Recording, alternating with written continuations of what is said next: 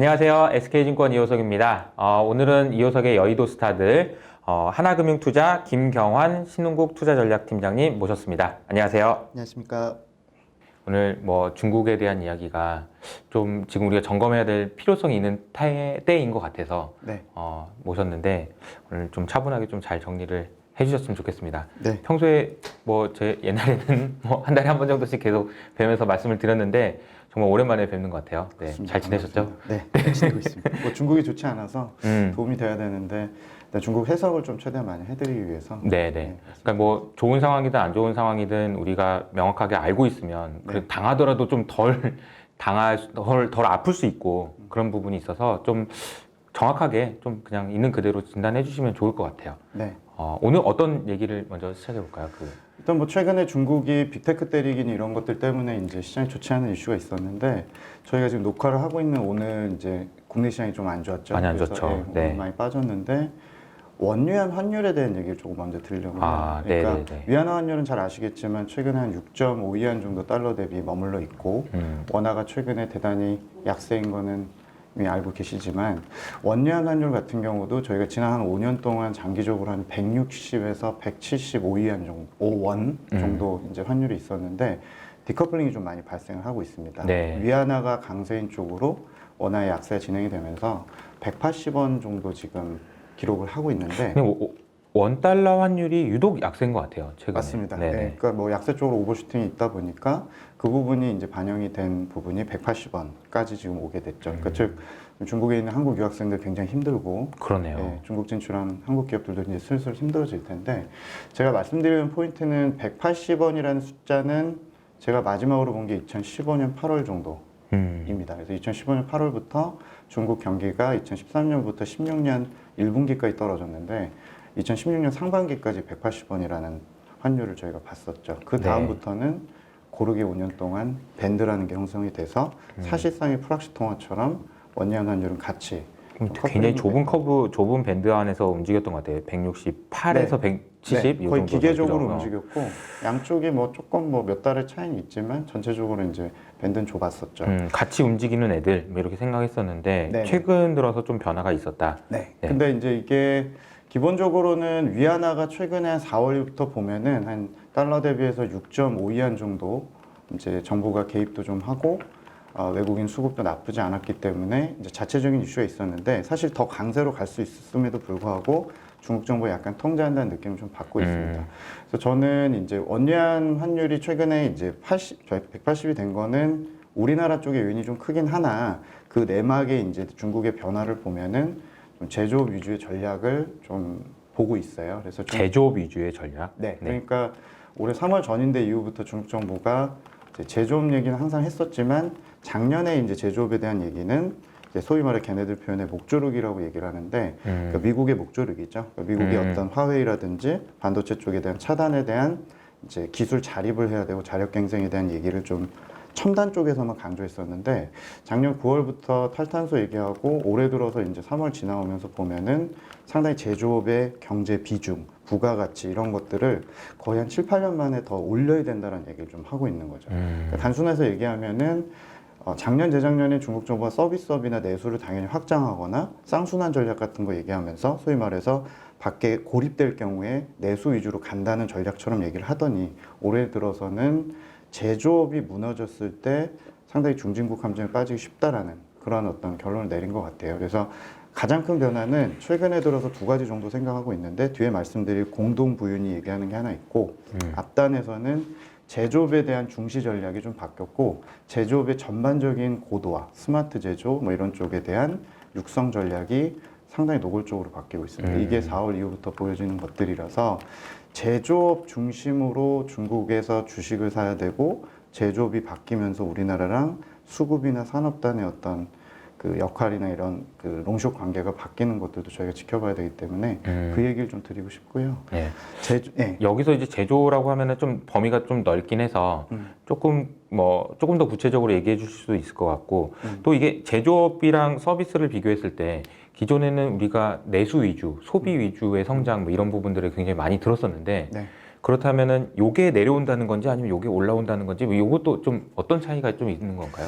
네, 뭐 제조업 같은 경우는 이제 특화해서 말하면 반도체나 뭐 소부장 쪽이나 전기차 같은 EV 밸류체인 이런 쪽을 신경을 쓰는데 전반적으로 이제 제가 그림을 갖고 온 걸 좀 보여드리면 네. 중국이 이제 100을 성장한다 그러면 제조업의 기여가 뭐 대략 한 44% 정도 그리고 이제 서비스업이 최근에 좀 넘어서서 5, 60% 정도 기여를 하고 있죠. 그래서 네. 100에서 한 60% 기여를 하고 있는데 서비스업을 더 고도화시키면 좋겠지만 이제 아시겠지만 작년 기준으로 중국이 1인당 GDP가 이제 만 불이 되면서 이제 남미냐 혹은 독일, 한국, 대만, 싱가포르처럼 이거를 중진국 함정을 벗어나느냐에 이제 기로에 서 있는 상황이 되다 보니까 만불 이후의 전략에 대해서 아무래도 독일형이나 한국형 전략을 좀 선택한 것 같습니다. 이제 그게 안 하겠다, 제조업에 대해서 뭐 고도 안 시켰다 이런 건 아니었는데 아무래도 서비스를 좀 더 중시하는 전략에서 서비스는 말하자면 정말 사회 인민에게 좀 복무하는 경향 그리고 그거에 대한 분배를 좀 더 강화하는 데 있어서 약간 더 중시하는 느낌을 좀 받고 있고 그런 전략들이 최근에 빅테크에 대해서 이제 반독점이라든지 데이터 관리라든지 복리 후생 관련된 것들을 좀 강화하는 것 같고요. 그래서 아마도 총량적인 확대는 조금 올리는 방향보다는 그냥 유지시키면서 그 안에서 역할론을 좀 서비스 안에서 바꾸는 게 최근에 이제 빅테크 때리기에 관련된 내용들일 것 같고요. 제조업의 경우는 어쨌건 간에 그 지금 현재 시점에서 제조업을 중시하지 않으면 결국에는 남미 같은 상황이 될 수도 있고 서비스업이라는 게 고도화시키는 게 쉽지 않기 때문에 제조업 쪽의 혁신성을 좀 많이 올리려고 하는 그런 스탠스인 것 같습니다. 네, 알겠습니다. 그러니까 뭐 중요한 포인트를 잡아주신 것 같은데 빅테크의 최근 규제도 이 맥락에서 이해할 수 있다 이렇게 네. 말씀해 주신 것 같네요. 네, 그래서 제가 좀 그림을 좀 네, 배열을 보면서. 배열을 조금 잘못하긴 했는데 일단은 제가 좀 중국 주식시장 얘기를 좀 드리면서 이 네. 얘기를 좀 풀어가는 게 좀 좋을 것 같아요. 지금 아시겠지만 최근에 이제 시장이 좀 난리가 난 쪽은 홍콩 그리고 네. 미국에 상장한 중국 ADR이라고 얘기하는 나스닥 상장 중국 종목들이잖아요. 일단 개수를 좀 말씀드려 볼게요. 상해 심천 시장이라고 알려진 A주 시장은 총 종목이 4,400개. 그리고 홍콩으로 알려진 항생시장, 항생 쪽은 2,800개 정도. 그리고 ADR로 불리는 저희 뭐 알리바바라든지 바이두 이런 것들은 280개 정도고요. 시가총액에서 서비스냐 제조업이냐를 좀 저희가 분류해 본 그림입니다. 보시면 상해 심천 4,400개 종목 본토 증시라고 얘기하는 애들이 66%가 이제 제조업이고요. 그리고 상대적으로 이제 금융이나 서비스업 쪽이 좀 노출이 많은 홍콩이나 ADR 같은 경우는 60에서 한 78%까지도 비중을 차지하고 있죠. 여기에는 뭐 고도화된 서비스업도 있고 기존의 금융 같은 전통 서비스업도 있는데요. 제가 말씀드리고 싶은 포인트는 전체적으로 해외 투자자 그리고 한국 투자자들이 중국을 투자함에 있어서 기존에 아무래도 이제 소득 늘면서 소비재라든지 혹은 알리바바, 텐센트로 대표되는 빅테크 쪽에 대한 노출도가 굉장히 많고 그러다 보니까 종목 수는 굉장히 제한적인 ADR의 280개나 홍콩에 2,800개 있는 쪽에 소비나 서비스업 쪽에 대한 노출도가 굉장히 높아요. 근데 아무래도 이번에 중국 정부가 취하고자 하는 방향의 서비스 쪽의 규제나 B2C 쪽에 대한 기업들을 좀 힘들게 하는 전략들이 가뜩이나 많이 들고 있는 우리 투자자들이 중국 쪽에 포지션이 높은 그런 쪽에 노출이 많다 보니까 이번 충격이 좀 더 컸다라고 생각을 하고 있고 그래서 저희가 이제 지금 시점에서 말씀드리는 게 좀 조심스럽지만 장기적으로 봤을 때 중국 정부의 현재 생각들이 좀 롱텀한 생각들, 긴 생각들이 많기 때문에 본토 쪽의 제조업 기업들 위주로 중국 주식으로 갈아타야 된다라는 생각을 계속 갖고 있습니다. 그러니까 제가 작년부터 중국의 생산자 물가가 오르고 오랜만에 수출 좋아지고 이러면서 공급 과잉에 시달렸던 중국 제조업이 바닥을 치고 가격이 오르는 모습을 보면서 이제 팀장님께서 항상 미국 쪽 수요단에서 이제 많이 분석해 주고 계시고 제가 또 짜장면집 비유라든지 여러 가지 잘 보고 있는데 이제 중국 쪽에서는 또 공급자 역할을 많이 하잖아요. 그쵸. 세계 공장 역할이고 맞아요. 그들이 디플레이션을 수출하다가 점차 인플레 수출도 할 수 있다. 물론 지금 단기적으로 맞아요. 네. 그래서 중국 쪽이 이제 생산자 물가가 오르니까 저는 이제 그럴 때는 당연히 중국의 제조 기업들이나 이런 소위가 시클리컬로 얘기하는 사이클 주식을 추천을 드렸던 거지만 최근에 정책까지 더 덮어지면서 이게 장기적으로 중국의 제조업 전략이 바뀌게 되면은 소비나 빅테크 위주나 서비스업 위주로 된 홍콩 ADR 주식 들고 있어서는 정책과 너무 계속 싸워야 되는 상황에 노출될 수밖에 없다는 거죠. 그렇군요. 그래서 본토를 제가 이걸 보여드리면서 무조건 제조업이 계속 좋을 거다라는 전략보다는 정책이 지금은 싸우면 안 되는 구간이라고 저희가 생각하고 있기 때문에 본토 쪽 주식으로 계속 리밸런싱을 해야 된다. 많은 분들이 이제 고민하시고 있는 부분이 그런 것 같아요. 네네. 정부의 생각을 우리가 알 수는 있는 방법은 없으나 도대체 왜 이러는 건가? 이게 좀 이해가 안 되는 부분이 좀 많이 있는 것 같거든요. 물론 이제 연구님도 뇌피셜을 동원하셔서라도 얘기를 해주실 수 있을지 모르겠지만 이게 왜 그러는 걸까요? 이게 지금 이제 규제의 원인 그런 이런 부분 단순히 이제 이 서비스냐 제조업이냐 이 부분으로 설명도 되는 부분도 있지만 그걸로만 설명하기에는 너무 센 것 같기도 하고. 예. 그렇죠. 그러니까 뭐 정치적인 얘기나 저희 뇌피셜까지 동원하면 사실 1시간 가지고 안 될 텐데 네. 그냥 일단 중국 정부가 공식적으로 네. 밝힌 얘기를 좀 말씀을 드리면 또 저희가 요새 조심스러운 게 맨날 이런 얘기하면 또 친중되고 이러니까 예. 사실 그냥 저는 시장 관점에서 말씀을 좀 드리면 그냥 이게 객관적으로 얘기해 주시면 되는 거예요. 네네네. 그러니까 작년 12월 달에 이제 반독점법이라는 법안을 얘기를 했고 네. 이제 팀장님 아시지만 중국의 연중 행사 중에 뭐 3월에 전인대도 있지만 12월에 경제공작 회의라고 그래서 그쵸. 예. 연간의 어떤 경제 정책 기조를 잡죠. 거기서 최우선 순위를 기술 자립하고 반독점법 얘기를 했어요.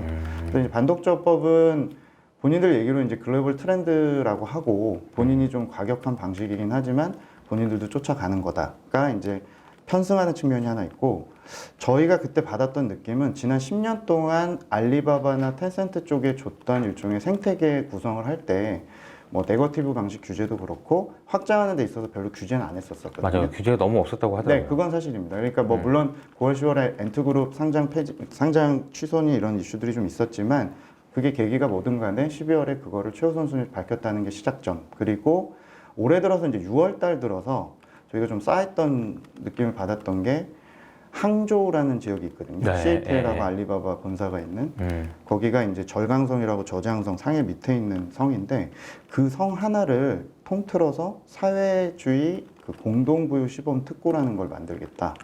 근데 공동부유라는 사회주의 공동부유 시범 공동부유. 네, 그래서 지금 최근에 공부론 얘기하면서 공동부유라는 단어를 엄청나게 써들기 시작을 했습니다. 공동부유 이게 처음 들으시는 분들 위해서 네. 의미를 좀 한번 설명해 주시면. 그러니까 저희가 뭐 좀 거창하게 말씀드리면 등소평이 개혁개방 78년에 하면서 얘기한 게 선부론, 즉 일단 먹고 잘 살자. 네, 의식주 해결해야 된다 우리는. 그래서 사회주의의 모델을 좀 바꿔서 일단은 먼저 빈곤을 탈피하자라고 얘기를 했고요. 그 모델로 이제 WTO 2000년대 가입하고 세계공정 역할까지 하면서 소득 만부를 작년에 달성했고 등소평이 죽으면서 얘기한 샤오캉 사회를 달성해라. 즉 의식주가 기본적으로 해결되는 사회가 작년에 본인들이 했다고 이제 선언을 했죠.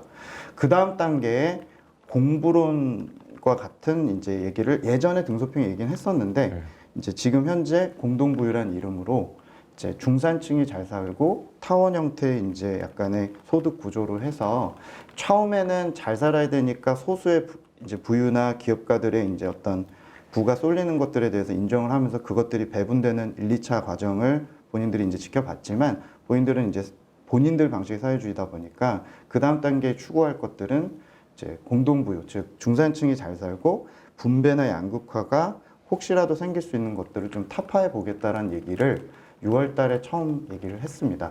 그 시범 특구가 이제 너무 급진적으로 못하니까 해당 성이 이제 우리나라 인구 정도 수준이고 제조업이나 소득 기반이 이제 어느 정도 발전한 지역이니까 그쪽을 테스트를 좀 하는 모델로 이제 임상시험을 하겠다라고 저희는 이제 받아들였죠. 근데 7월 1일에 중국이 창당 100주년 행사를 하면서 7월 이후부터 나오는 정책들을 이렇게 유심히 보시면 반독점법은 얘기했던 것들이고 공동부유 관련해서 이제 첫 번째 조치가 사교육. 그러니까 지금 현재 아시아 쪽에 많은 국가들의 이제 성장 과정을 얘네들이 다 스터디를 했기 때문에 한국과 뭐 일본 이런 데가 실패했던 것들이 부동산 법을 못 잡은 거나 터진 거나 혹은 주거 그리고 이제 교육 이런 쪽의 부담이 워낙 크고 의료 비용 부담 이런 것들이잖아요. 그러니까 공동부유 사회가 되기 위해서 양극화 키운 것들이 결국에 지출 부담을 줄여주자는 쪽에서 사교육을 규제를 이제 분위기를 내포했던 거죠. 근데 저희가 4월 달에 사실 사교육 규제한다고 처음 했을 때는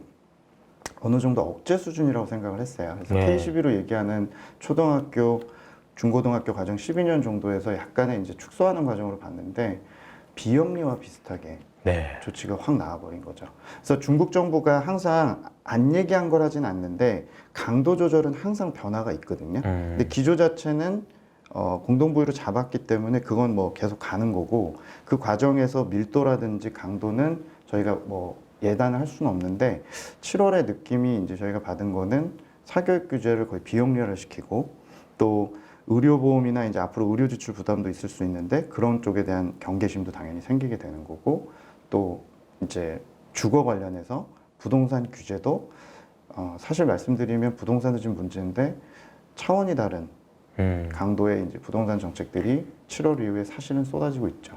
지금 뭐 빅테크 규제에 묻혀서 그런데 거의 매일 각 도시마다 네, 우리나라를 좀 흉내한 것 같은 각종 규제가 나오고 네. 있죠. 그래서 주거, 교육, 의료 뭐 이런 쪽이 결국 1차 중국 정부의 대상입니다. 그러니까 왜 그러냐에 대해서는 저희가 이제 여러 가지 이제 본인들이 정해놓은 목적들 하에서 지금 하게 되는 건데 이제 깊이 자체에 대해서 저희가 깊게 들어가다 보니까 중국을 전반적으로 운용하는 특히나 이런 빅테크나 소비재를 운용하는 이제 매니저들 입장에서는 이제 뒤에 말씀드리겠지만 지배구조 문제라든지 여러 가지 이제 이슈들도 있는데 데이터 문제, 반독점 문제까지 있는데 여기다 갑자기 공동부유라는 것까지 딱 그러니까 나와버리니까 공동부유라는 말 자체가 우리 투자하는 사람 입장에서 느끼는 그런 네, 느낌은 진짜 소름이 참 이게 뭐지 이거? 그렇죠. 뭐 그런 부자들은 느낌이잖아요. 돈이 예. 뺏길 것 같고 네, 재산권에 대해서도 그렇고 근데 이제 그 기저가 네, 사실은 서방 국가들 뭐 한국을 포함한 일본도 마찬가지고 그 나라들이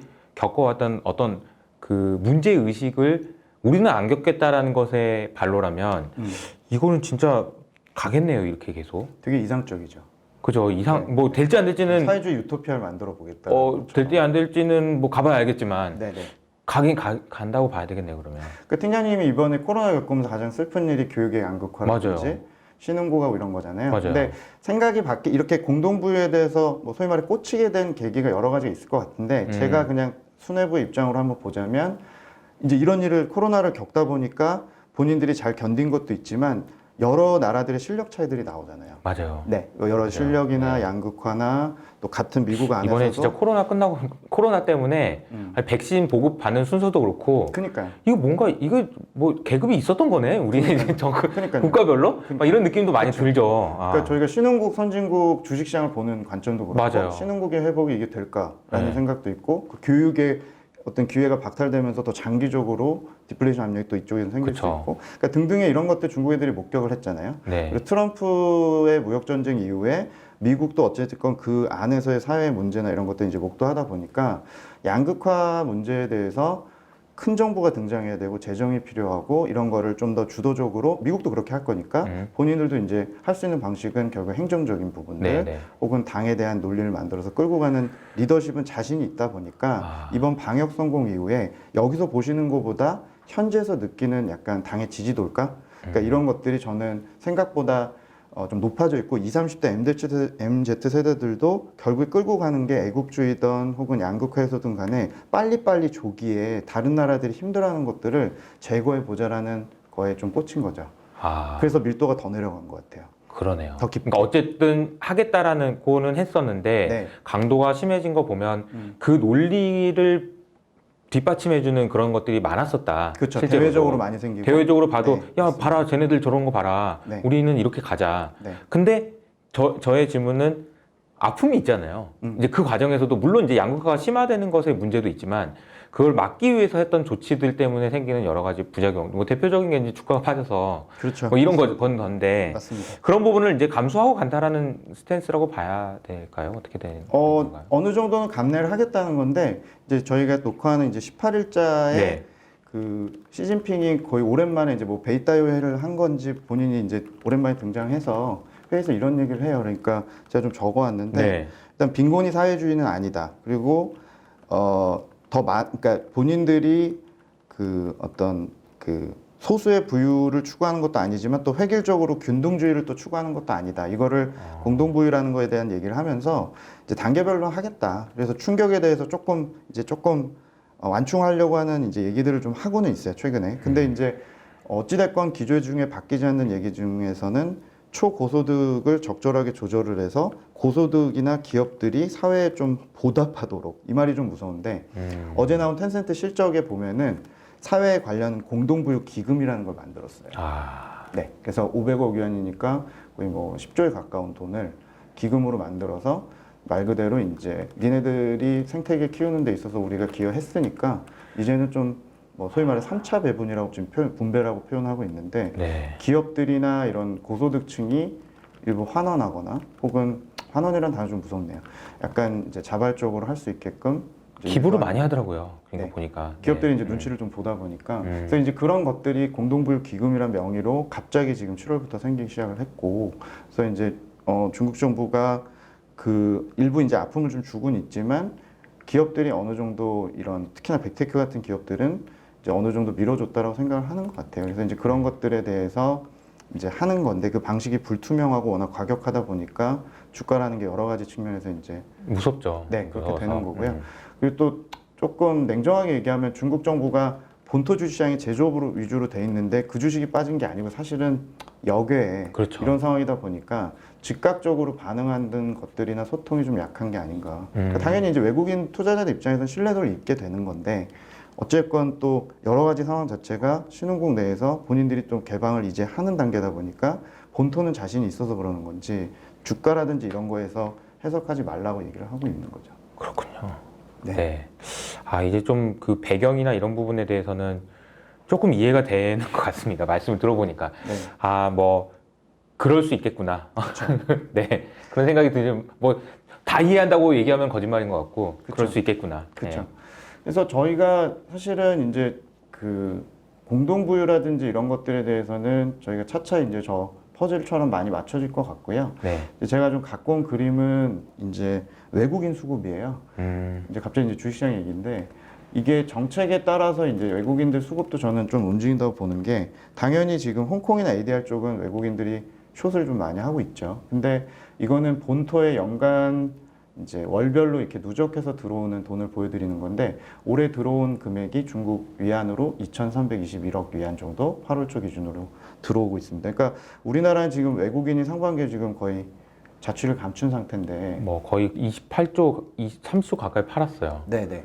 근데 이제 제가 이제 중국 쪽으로 꼭 갔다라기보다는 중국 쪽에 들어간 돈들이 올해 이제 그 달러로 환산하면은 대략 한 400억 달러 정도 순매수했습니다. 400억이면은 대략 우리 돈으로 40조, 네네. 44조 정도. 네네. 그래서 거의 뭐 2월 정도 빼고는 계속 순매수 기조를 유지를 했고요. 근데 제가 이제 조금 놀라는 건 뭐냐면 올해 중국 증시 A주 시장이라는 상해 심천 시장이 그 글로벌 지수 뭐 MSCI 지수라든지 FTSE 관련해서 그 편입되면서 비중을 올리거나 이런 이벤트가 별로 없었거든요. 그러니까 새로 얘네들 뭐 패시브 자금이라고 얘기하는 기본적으로 채워가는 애들이 굳이 A주 시장을 이렇게 계속 담아야 될 이유는 없었는데 올해는 역대급 순매수세를 7월까지 보인 건 사실이에요. 근데 제가 주목하는 거는 뭐 신흥국 대비 금리 차도 있고 환율도 좋았고 여러 가지로 메리트가 있어 샀다라고 저희가 본토를 치더라도 제조업을 좀 사고 있다는 게 조금 저는 좀 바뀐 그렇군요. 부분이라는 거죠. 네.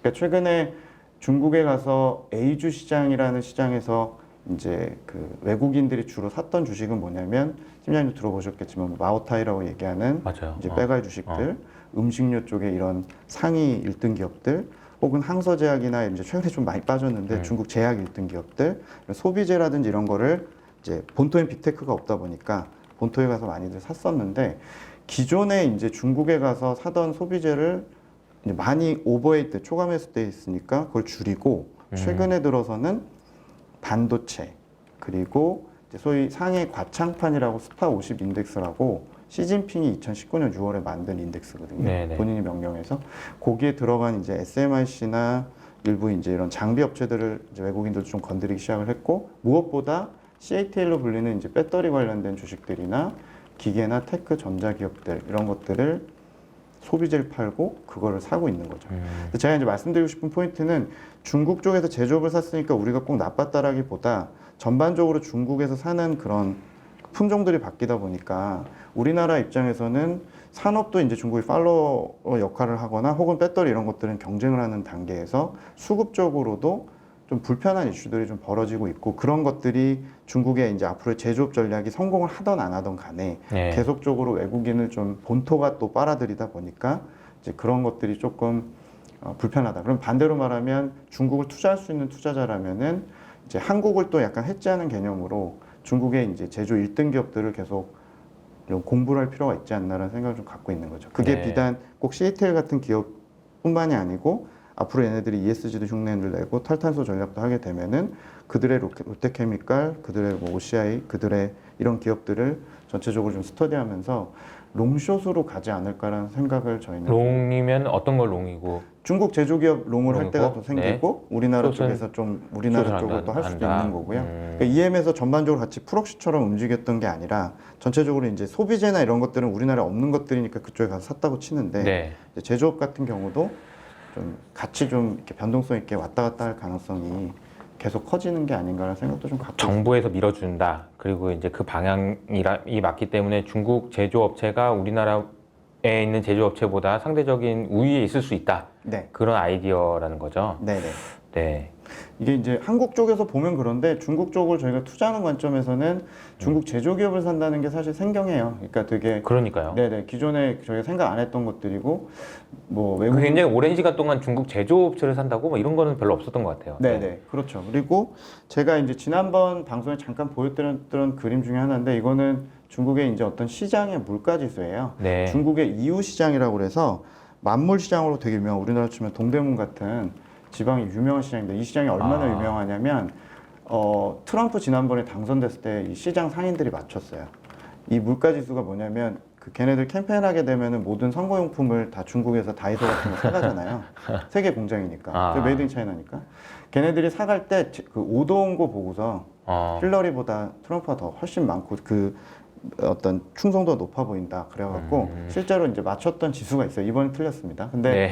어쨌건 간에 이 이유 시장이라는 데가 워낙 유명한 시장인데 이들이 발표하는 이제 물가 지수가 있어요. 근데 이게 저희가 보기에는 이제 생산자 물가하고 소비자 물가 좀 사이에 있는 왜냐하면 굉장히 소형 다이소에서 팔 법한 그런 일부 공산품이다 보니까 네네. 걔네 공산품들이 이제 굉장히 이제 낮게 유지되다가 최근에 이렇게 레벨업 되는 것들을 제가 보여드리는 거의 거거든요. 한 5, 6년 동안 옆으로 네. 가다가 이제 이번 최근에 많이 올랐네요. 네네. 근데 이제 이걸 보여드린 이유가 이게 최근에 공급 차질이 있어서 중국 쪽에서 나가는 것들이 일시적으로 올라간다고 생각 물론 하실 수도 있지만 저는 지금 중국 정부가 추구하는 이런 공동부유 정책 이런 것들이 기업에 요구하는 것들이 많아지고 인건비가 계속 또 한 번 더 상승하게 되는 요인이라고 생각을 하거든요. 네. 그럼 중국의 세계 공장 역할이 대체되는 어떤 측면이 당장 있으면 모르겠는데 만약에 베트남이나 이런 지역들이 당장 대체를 못하는 상황 그리고 지금 같은 상황이 반복된다고 가정했을 때는 여전히 중국의 공급을 좀 바라봐야 되는 입장이라면 네. 중국의 저런 소상공인들이 파는 물건들의 지수가 오른다는 거는 지난 7, 8년 동안 그들이 공급 과잉이어서 굉장히 낮은 가격에 후려쳐서 나가는 것과 플랫폼 기업들이 같이 기여해서 두 가지 요인에 따라서 글로벌 저물가, 공산품 물가들이 낮게 유지됐던 것들이 이제 중국 정부가 기업을 자꾸 이렇게 하게 되고 공급 과잉이 많이 해소된 상태에서 쉽게 가격이 튈 수 있는 가격이 되면 중국이 그럼 과연 디플레 수출국일까 아니면 인플레 수출국일까라고 봤을 때 저는 인플레일 확률이 좀 높다고 더 생각을 하고 있죠. 그러면 최근에는 이제 물론 원자재 가격이나 비철금속, 뭐 철강 이런 쪽에 이제 인플레 요인이 됐지만 다음 단계에는 이제 미국에서 사들이는 유로존에서 사들이게 되는 CPI 관련된 즉 소비자 물가 관련된 품목일 수도 있어서 제가 소비재가 뭐 대폭 인상된다기보다 이렇게 야금야금 올라가는 것들이 좀 지켜봐야 된다라고 네. 생각을 갖고 있고요. 이게 오르게 되면 결국에 생산자 물가가 결국에 기업들의 실적이라면 제조업에 조금 더 그 어떤 이익이나 이런 것들이 상위 기업들에게는 좀 더 유리한 구간이 아닐까. 지난 5년, 6년이 CPI가 억제되면서 이제 그 어떤 영향력 있는 플랫폼 기업들이나 소비 쪽에서 좀 더 특화됐다면 반대로 중국의 경우는 제조업 기업들의 공급 과잉 해소되면서 디플레이션 압력도 낮아지고 중국 정부가 또 밀어주는 상황이다 보니까 이제 이런 국면이 중국의 B2B 사업 모델을 하는 소부장 기업들이나 제조 기업들에게 좀 더 유리하지 않겠냐라는 생각을 갖고 있는 거죠. 그러네요. 네. 그래서 저희가 이거를 이제 중국 제조 기업을 사야 되는 논리 중에 그런 얘기를 좀 드리고 있고요. 네. 그 중국의 이제 그 제조업 육성 전략 얘기를 조금 곁다리로 좀 드리면 굉장히 상장을 많이 시키고 있습니다. 최근에. 그러니까 이거는 차후에 중국 제조 쪽에서 아까 말씀드린 상해 과창판 지수라는 걸 꼭 저는 보시라고 말씀드리는 게 이제 중국 투자 안 하시겠다는 분들이 더 많을 것 같기는 한데 차후에 이제 중국 쪽에 어떤 지수의 움직임을 보면서 중국의 상태를 파악할 거냐 볼 때 펀더멘탈로 얘기하는 전체적인 거야 뭐 당연히 상해종합지수나 CSI 300이나 항생지수 보시지만 시진핑의 머리대로 전략적으로 제조업 육성이 잘 되고 있어를 보시려면 상해 과창판 지수, 그러니까 스타 50으로 저희 국내에도 많이 ETF가 지금 나오고 있는데요. 그거 꼭 보셔야 되고 보시는 그림은 그 지수에다가 주로 올리고 있는 반도체 상장 기업 수를 보여드리는 건데 막대 그래프가 좀 희미하게 나와 있습니다만 네. 작년 연간 숫자를 지금 이미 7월에 넘어섰어요. 근데 여기다 올리는 게 어떤 애들이냐면 일단 과창판이란 지수는 혁신 기업들 위주로 하드테크 위주로만 하려고 했기 때문에 애시당초 빅테크 기업들 유니콘 중에서도 유사하게 서비스업이나 이런 쪽은 안 되고요.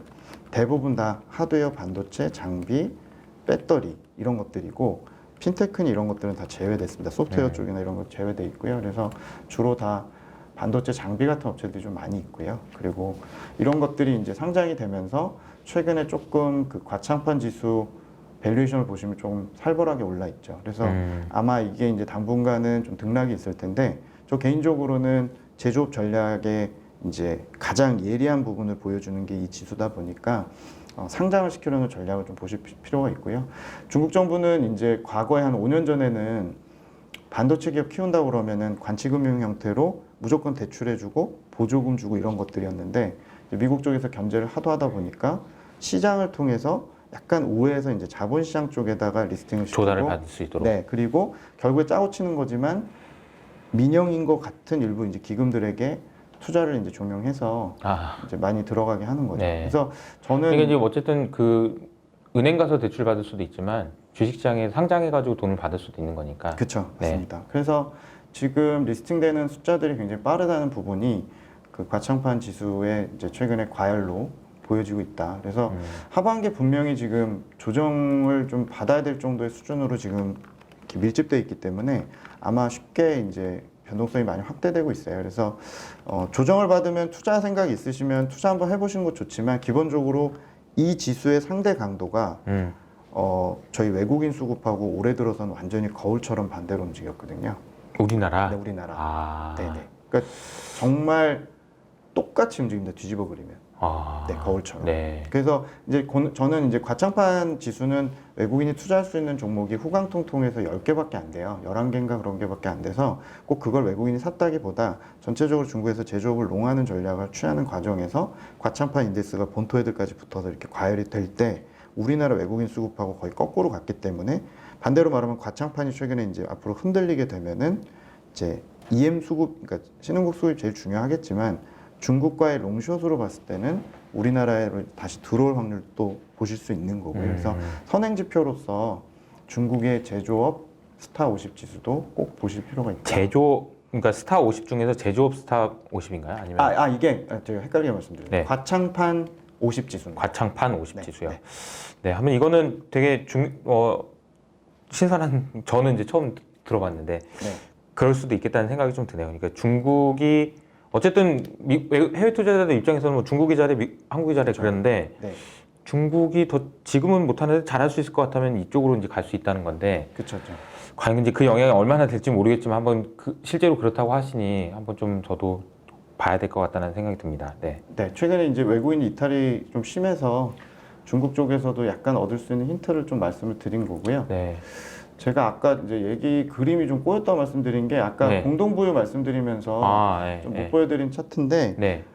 하나는 이제 중국 1인당 연간 교육비 지출에서 이제 고등과정으로 갈수록 그 이제 가계 등골이 휘는 그림을 위에 보여드리는 거고 그건 뭐 우리나라나 뭐 아시아 마찬가지죠. 국가들이 똑같죠. 맹모삼촌지교도 지금 중국에서 벌어지는 일이고 그 부동산 같은 경우는 올해 원래 시작점이 방금 말씀드린 맹모삼촌지교 그러니까 지금 우리로 치면 강남 지역 같은 데로 뭐 중국의 심천이나 좋은 지역에 이제 애들 때문에 위장 전입을 하고 뭐 이런 문제들이 너무 극심해지면서 부동산 가격 상승을 1, 2선 도시, 대도시의 일쪽을 유발하다 보니까 중점은 이제 그걸 처음에 잡기 시작을 했는데 하반기에 저희가 예상되는 거는 어찌됐건 지금 디벨로퍼들이랑 주택 거래 쪽의 수요를 잡기 위해서 상당히 노력을 할 것 같아요. 그래서 보여드리는 하단의 그림은 이제 주가의 PER이 있듯이 이제 부동산의 이제 밸류에이션으로 얘기하는 프라이스 인컴 레이쇼, 그러니까 소득 대비 가계 소득 대비 이제 가격 배율인데요. 중국의 대도시 기준이 이제 24배까지 24년이 걸리는 거죠. 그래서 사실 저게 또 어떻게 보면 연결이 돼 있는 거잖아요. 다 연결되어 있죠. 교육하려고 가는 교육하고 거지. 다 연결이 돼 있죠. 그러니까. 네, 학군이죠. 어. 그래서 중국은 그냥 교육 쪽도 보시면은 그냥 다 같이 앉게 해줄게라는 거예요. 다 같이 서서 괜히 힘들게 하지 말고, 어. 네, 그냥 다 같이 참 이게 앉으면 되게 다 같이 그- 앉고, 그렇죠. 알고만 그것만 알고 살면 돼. 대다수는. 뭐 소수야 뭐 개인 과학이 하겠죠. 뭐 굉장히 위험을 무릅쓰고 하겠지만 이게 참 발상 자체가 어떻게 보면 이상적이긴 한데 지금 우리도 우리나라에서 그렇게 하면 어떻게 될까요? 그런 생각이 좀 드네요. 뭐 만약에 야 그냥 니네 이렇게 뭘 강남 가가지고 이렇게 학원 가냐? 그냥 가지 말고 그냥 아예 가지 마. 그냥 그거 어떻게 될까요? 제가 소름이 돋은 게 네. 어쨌건 저희 전두환 그 5공화국 때도 맞아요. 그때 거의 있었죠. 똑같이 했었죠. 아 그러네. 네, 그 과정이 되게 비슷해요. 네. 근데 중국은 근데 이제 그게 뭐 이거는 어떻게 될지는 모르는 걸로 우리는 지금은 알 수 없는 걸로 하고 넘어가는 게 맞는 것 같아요. 우리가 그게 이제 맞다 틀리다 이게 어떻게 그 판단까지 하기는 어려운 것 같고. 네. 네. 그래서 중국 쪽에 이제 제조인이 뭐 이런 얘기 좋은 얘기를 드렸는데 제가 좀 보여드리고 싶은 게 이제 찝찝한 게 부동산이에요. 그러니까 이제 중국 경제를 좀 깊이 있게 보려면 이제 부동산을 보셔야 되는데 이제 리스크로서 조금 말씀을 좀 드리면 중국이 지금 좋은 상황만이 아닌 게 네. 부동산을 어찌됐건 주거 쪽에 대한 안정이나 이런 걸 위해서 지금 쪼기 시작한 게 한 6개월 넘었고 제 경험상 중국의 부동산이 작동을 하지 않으면 밸류체인이 너무 넓습니다. 예를 들면 중국에서 지금 인프라 투자라든지 건설 프로젝트 같은 것들은 주로 정부 쪽에서는 지방정부가 하는데요. 지방정부의 한 80%, 그러니까 인프라 전체의 한 80%가 지방정부가 담당을 하는데 걔네들의 이제 재원이 대부분 다 주택거래에서 오거든요. 그러니까 걔네는 이제 토지가 반영구적으로 임대해주지만 거기서 나오는 그 수익에 대해서 대부분 지방정부가 가져가기 때문에 매매에 대한 그 차익에 대해서 급감할 수밖에 없는 요인에 이제 처하게 되죠. 그러면 지방정부가 원래 돈이 없기 때문에 앞으로 이제 건설이나 인프라 프로젝트에 대한 기대치가 지금도 낮지만 더 낮아질 수 있는 문제가 하나 있고 또 밸류체인이 좀 광범위하게 소비재 쪽이나 또 건자재라든지 이런 시장 쪽에 좀 있기 때문에 부동산을 최근 들어서 정치적으로 혹은 이런 체제적인 변화 측면에서 굉장히 강하게 쪼고 있다는 거는 작년하고 재작년까지는 중국 부동산 경기 되게 좋았거든요. 건설도 좋았고 네. 주택 거래도 분양 시장 되게 좋았는데 최근에 들어서 굉장히 급격히 냉각되고 있어서 뭐 지금 교육의 상황을 봤을 때는 요 부동산 쪽도 웬만해서 의지를 꺾을 것 같지가 않은 상황이다 보니까 광범위하게 조금 내수 경기에 영향을 좀 주는 게 아니냐. 그래서 지금 최근에 중국의 장기 금리가 같이 빠지고 이런 이제 현상들도 소비가 잘 안 살아나고 이런 문제들도 부동산에 대한 규제가 또 있지 않냐고 생각을 합니다. 그러니까 저희가 산업 규제만 보셔서 그런데 부동산을 좀 깊게 들어가 보면은 이게 내수의 약간 취약점일 수 있다는 고민을 좀 하고는 있습니다. 이게 근데 뭐 좀 약간 상충되는 얘기일 수 있는 게 부동산 규제가 이렇게 들어가고 뭐 투자가 이쪽으로 안 들어간다라고 하면 우리 아까 이제 얘기했던 이제 제조업체들이 네. 과연 좋을 수 있을까 이런 생각도 좀 드네요. 그렇죠. 그래서 아마 저희가 앞으로 1, 2년 동안 중국의 이런 제조기업들 수혜주를 보면은 정말 그 끝단의 이제 1등 기업들 중에서 상위에서 이렇게 이제 버틸 수 있는 애들 혹은 압도적으로 격차를 벌릴 수 있거나 정책의 수혜를 정말 직접적으로 받는 애들의 소수의 과열이 될 확률도 꽤 높죠. 근데 저도 이제 비슷한 생각을 계속 요새 하고 있는 게 분위기가 그냥 1등만 살아남는 분위기로 계속 가는 것 같아요. 그쵸. ESG 얘기하는 것도 네네네.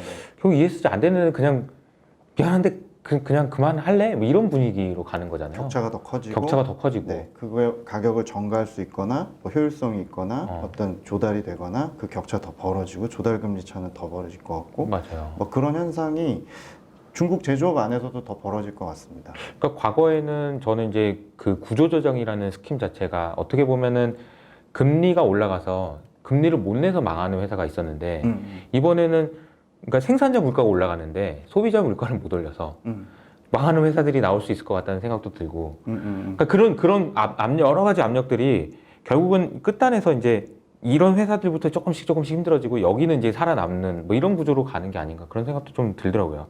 물론 이 회사들이 결국 이제 망하게 될지 안 될지 구조조정이 될지 안 될지는 모르겠으나 그렇죠. 좀비로 남을 수 있고 그냥 좀비로 아까 남을 수 얘기하신 있으나 건데, 예. 이번에는 이 기업들이 금리가 아닌 다른 여러 가지 어려운 힘들 요인들이 많아지는 것 같아요. 네, 맞습니다. 그게 프랙탈처럼 기업들 딴에도 있지만 또 넓게 보면은 신흥국과 선진국으로 봐도 그렇고 이 구조가 되게 고착화될 수 있겠다 이런 생각도 좀 듭니다. 네. 그 말 나온 김에 네. 제가 뭐 탈탄소 관련해서는 워낙 팀장님이 또 최근에 또 워낙 네네. 또 전문이시고 해서 전문은 중국 얘기를 아니라, 조금 네. 드리면 네. 정치적으로 접근해 보면은 시진핑이 올해 이제 9년 차거든요, 집권. 네. 그래서 이제 5년에서 1, 2기를 보통 하고 10년 이상 한 분이 거의 없죠, 우택동 말고는. 그쵸. 근데 내년 10월 말이 이제 만 10년이 돼서 3연임을 아마 이제 시도할 것이고 뭐 특별한 문제가 없으면 5년 더 하실 걸로 보여집니다. 할 걸로 보여지는데 그 본인이 그거를 하는 데 있어서 명분들이라는 게 그래도 필요합니다. 지금 시장이 잘못 알려진 게 본인이 이제 세 가지 직을 가져야 넘버원이 되는 건데 국가주석 자리, 당서기 자리, 그리고 군사위원장 자리인데 이제 당 안에서의 불문율은 사실 72세가 넘는 분이 10년 이상 하는 거는 한 적이 없거든요. 네. 그래서 본인이 이제 내부적인 명분을 가져가려면 하나는 이 미중 간의 관계에서 이 어려운 국면에서 끌고 갈 수 있는 리더가 필요하다는 부분과 탈탄소 전략을 작년 9월에 대외적으로 선언을 했죠. 그게 그쵸. 탄소 국경세가 무서워든 이대로 가다가 정말 큰일 나겠다든 위기감이든 간에 본인이 대외적으로 먼저 선언을 했는데 저도 중국 10년 살았지만 석탄 없이 중국이 가고 화력 발전 없이 간다는 거는 상상하기 어렵거든요. 그렇죠. 네, 그래서 얘네들이 정말 무리수 아닌가 싶을 정도로 선언을 했어요. 네.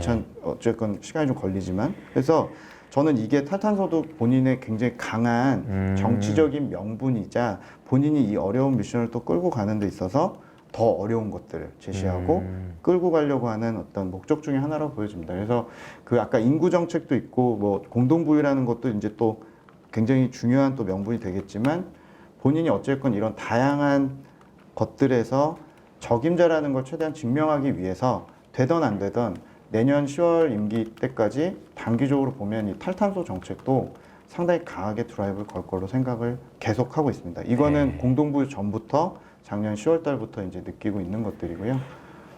그래서 그게 왜 그렇게 했는지는 모르겠으나 그게 분명히 시진핑 입장에서는 나쁜 건 아니네요. 그러니까 이 탄소를 하겠다라고 그렇죠. 이렇게 대내외적으로 이렇게 선언하는 것이 네, 시진핑 본인 스스로한테는 굉장히 좀 좋은 거일 수 있겠다라는. 그렇죠. 그리고 더군다나 글로벌 트렌드고. 그러니까 네, 아까 안 할 수 없는데 반독점법도 이거 강력한 리더십을 가지고 안 하면 안 되는데 그럼 내가 해야 되겠지 않겠니? 그런 거잖아요. 그렇죠. 네. 그러니까 본인도 뭐 아무리 지금 장악한 것 같이 보여도 그럼요. 사실은 본인 명분이 필요한 거니까요. 그래서 지금 저희가 위에 보여드리는 거는 뭐 너무나 잘 아시는 뭐 EV 밸류체인의 전기차 쪽 얘기인 거고, 그러니까 한쪽에서 투자해야 되는 쪽이 있으면 당연히 한쪽에 저감을 해야 되니까. 그렇죠. 중국에서 지금 제일 많이 저감해야 되는 게 이제 화력 발전하고 이제 철강이니 이런 것들이잖아요. 뭐 어느 나라는 비슷하겠습니다만 중국의 철강과 시멘트와 건자재 쪽 교통운수, 화력 발전 이런 쪽의 배출량이 워낙 높다 보니까 글로벌 탑이다 보니까 이쪽에 대한 저감 의지는 저는 이제 개인적으로 올해 연초부터 의심하지 말아라. 실제로 이거는 감축을 한다고 그랬으면 그 방향으로 최대한 만들 것이다라는 게 생각이고, 그게 이제 뭐 국내 포스코든 철강 가격 주가에 이제 일단 1차적으로 반영이 된 것 같고요. 네. 그래서 저희는 내년에 이제 10월 달까지는 이 신재생 쪽 관련된 투자는 당연히 집행이 내년 상반기까지 공격적으로 진행이 될 것이고, 한 축에서는 저감 쪽도 그 해마다 이제 미션들을 제시를 해요. 예를 들면 올해는 철강에 대해서 생산량을 작년 대비 감소세로 전환시키라고 얘기를 하고 있는데, 사실 상반기만 보면은 도저히 불가능한 상황이고 워낙 많이 늘어나서, 근데 하반기에도 일단 감축은 계속 진행이 연말까지 될 것 같습니다. 그래서 그게 환경 규제든 빌미를 통해서 가동률을 최대한 끌어내리는 쪽으로 연말에 볼 수 있을 것 같고요. 그래서 만약에 상품 가격이 올라서 민생이 어려운 쪽이 우선이냐, 아니면 이 탈산소 전략에서 저감 쪽이 우선이냐면 1, 2년을 본다면 저는 저감 쪽이 더 우선일 거라고 생각을 합니다. 그래서 이제 주가야 왔다 갔다 할 수 있겠지만 기본적으로는 내년까지 이 철강이 됐건 시멘트가 됐건 저감 품목도 좀 지켜보시라고 말씀을 드리고 있죠. 그래서 중국의 배터리만 주식만 있는 게 아니고 중국의 포스코, 롯데케미칼 이런 주식들도 충분히 저희가 바스켓으로 담아서 중국 본토의 공략을 좀 같이 해보자. 뭐 이렇게 제시를 좀 반복해서 좀 말씀드리고 있죠. 네. 아, 요즘에 이제 듣다 보면은 굉장히 선택을 해야 되는 상황이라는 생각이 많이 들어요. 그러니까 둘 중에 어떤 게 더 중요해 이런 거잖아요. 저감을 할 거 아니면 이거 하면 가격 올라가는데 이거 그럼 얘네들 힘들어질 텐데 그렇죠. 그래도 이거 하자 이런 네. 거잖아요. 네, 맞습니다. 알겠습니다. 네. 그래서 최근에 상품 가격 조정도 이제 탄탄소에 대해서 너무 캠페인식으로 얘기를 하다 보니까 얘네가 이제 중앙정부가 이렇게 하면 명령을 하면 또 지방정부가 임기가 9년 차니까 본인이 얼마나 또 성과를 내고 싶겠어요, 막판에. 그러다 보니까 너무 강하게 이제 밀어붙여서 가동률을 떨어뜨리니까 좀 김을 빼는 얘기를 최근에 좀 하고 있어요. 중정부가 너무 상단을 이미 정해놓고 이렇게 하다 보니까 상품 가격이 잡힐 리 만무하죠. 그래서 약간 이제 페이크라고 저는 표현하고 있는데 조금 혼선을 좀 줘가지고 너무 이렇게 선전 운동식으로 안 하겠다라고 얘기는 하고 있고 그게 이제 또 수요 둔화와 함께 좀 최근에 상품 가격 조정 요인이긴 한데 아마도 방향 자체는 거스를 수 없는 상황이라서 팀장이 얘기하신 약간의 선택 영역에서 좀 저감 쪽에 그걸 두지 않겠냐라는 생각을 좀 갖고 있습니다. 네, 알겠습니다. 그러면 오늘 뭐 준비하신 내용들은 거의 뒤죽박죽 말씀드리긴 근데 했는데 순서는 뭐 왔다 갔다 했지만 네. 그래도 준비하신 내용은 거의 다 얘기해 주신 것 같고 네. 이게 뭐 만약 그 중국을 담당하시는 입장에서 최근에 나왔던 일련의 이슈들이나 여러 가지 뭐 주가도 그렇고 좀 힘드신 구간을 지나지 않았을까 그죠? 네, 맞습니다. 네. 저도 뭐 마찬가지로 뭐 주가가 빠지면 뭐 여러분들도 힘들지만 뭐 저희들도 막 기운이 안 나요. 힘이 없죠. 그럼요. 네. 그럼에도 불구하고 이럴 때일수록 좀 더 자세한 상황 왜 이렇게 된 건지에 대한 이야기를 해드리는 거는 좀 필요한 것 같아요. 저희도 최대한 안 놓치려고 위클리도 하면서 맞아요. 정책을 좀 매일 알려드리려고 노력을 하죠. 네. 지금도 여전히 계속해서 정책이 나오고 있는 거고, 그죠? 네, 맞습니다. 네. 그 오늘 커버가 뭐 얘기 안 나온 것 중에 하나는 이제 미중 문제는 최근엔 좀 어떻게 그러니까 중국에서 미국에 대한 어떤 스탠스라든지 뭐 대응하고 있는 방식이라든지 이런 건 어떤 상황인가요? 현재는 뭐 외교 쪽은 계속적으로 이제 냉각 모드이기 때문에 이거는 또 장기화될 걸로 보고 있고 이제 제가 원래 봤던 그림은 고율 관세라든지 이 어떤 무역 쪽에서의 양쪽이 약간 합의점을 찾아서 이제 글로벌 인플레이션 압력도 있고 이 워낙 중국발 이런 가격 요인이 있어서 관세에 대한 합의를 좀 일찍 시작하지 않겠냐. 그래서 USTR이나 이런 미국 쪽에서도 6월 달에 약간의 그런 느낌을 주다가 지금 답보 상태인 상황이고요. 별로 얘기가 없는 것 같아요. 네. 그래서 아마도 계기가 10월 달에 G20 정도에서 이제 물리적으로라도 억지로라도 이제 만난 상황이 되면은 이제 경제협력 쪽이나 무역 쪽 협력은 조금 얘기를 시작하지 않겠느냐.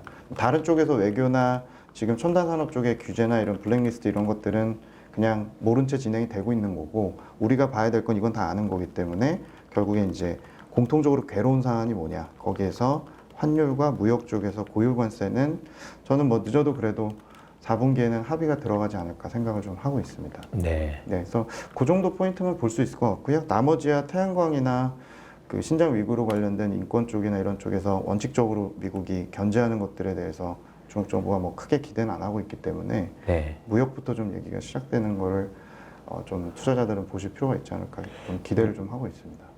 무역부터 어쨌든 좀 해결의 실마리가 생겨서 물론 이제 미중 간의 그런 갈등은 뭐 하루 이틀 안에 끝날 건 아니고 계속 가지만 그래도 조금 숨통이 튀는 그런 얘기라도 좀 나왔으면 좋겠다 이런 생각이 네, 좀 그렇죠. 들어요. 저희가 수출이 한중 수출이 이제 모멘텀이 많이 떨어지고 있는데 혹은 이제 피크아웃 논란이 계속 나오고 있는데 저는 그래도 하반기에 이 고율 관세가 2018년 2월부터 적용되고 있는데 양쪽의 요구는 좀 떨어뜨리는 쪽에 저는 맞춰질 가능성도 있지 않나 생각을 합니다. 중국이 합의 이행을 그 트럼프 때 맺은 무역 합의 이행을 아주 썩 100% 잘한 건 아닌데 어쨌건 중국도 좀 할 말은 있고요. 그래서 양쪽 다 지금 생산자 물가 오르는 게 괴로우니까 이게 이제 서서히 이제 힘들다 이런 생각을 하실 것 같긴 해요. 네네. 그래서 고율 관세는 좀 상호 파괴적이니까 그거에 대해서 조금 분산하거나 한시적으로라도 조정을 좀 해서 이게 어차피 지금 블록화가 돼가는 상황이고 각자 수직 계열을 하는 상황이다 보니까 이 물가는 저는 제가 보기에 생산자 물가 오르기가 쉬운 구간이거든요. 그러니까요. 뭔가 이게 서로 이렇게 막 싸우다가도 잠깐만 좀 쉬었다 하자 막 이런 것도 좀 있는 거예요 원래. 그런 거라도 좀 있었으면 좋겠다는 생각이 좀 듭니다. 네, 맞습니다. 네네. 오늘 나와주셔서 너무 감사드리고 혹시 뭐 마지막으로 뭐 하시고 싶은 말씀 있으시면 뭐 해주시고, 충분히 다 말씀드린 것 같고요. 네네. 뭐 조금 중국 투자가 좀 최근에 여러 가지 이제 좀 어려움이 있는데 그래도 좀 긴 그림에서 중국 시장을 보시면서 이제 본토 증시에 좀 스터디 같은 걸 좀 겸사겸사 하면서 저희도 많이 업데이트 드리려고 하고 네. 아무래도 중국에 대한 이해를 미국과 같이 하게 되면 네. 국내 시장 보시는 데 있어서도 그렇죠. 큰 그림 그리기가 좋으니까 좀 미국 선호도 아무래도 높기 때문에 이제 해외 주식 꼭 중국을 안 하시더라도 좀 이해도를 좀 많이 높여드리기 위해서 노력을 많이 하고 또 본토 시장도 좀 관심 많이 가져주시면 좋을 것 같습니다. 저도 이제 중국 시장을 계속 이제 보는 이유는 결국 우리나라 시장에 영향을 주고 있는, 아까도 말씀해 주셨던 스타 50 지수 같은 것도 결국은 도대체 외국인이 왜 파는지는 알 수는 없으나 어떤 거기서라도 좀 뭔가 힐말을 찾을 수 있다면 우리가 투자하는 데서도 좋은 아이디어를 찾을 수 있을 것 같다는 그런 생각이 듭니다. 오늘 나와주셔서 너무 감사드리고 네. 긴 시간 동안 수고 많으셨습니다. 감사합니다. 감사합니다.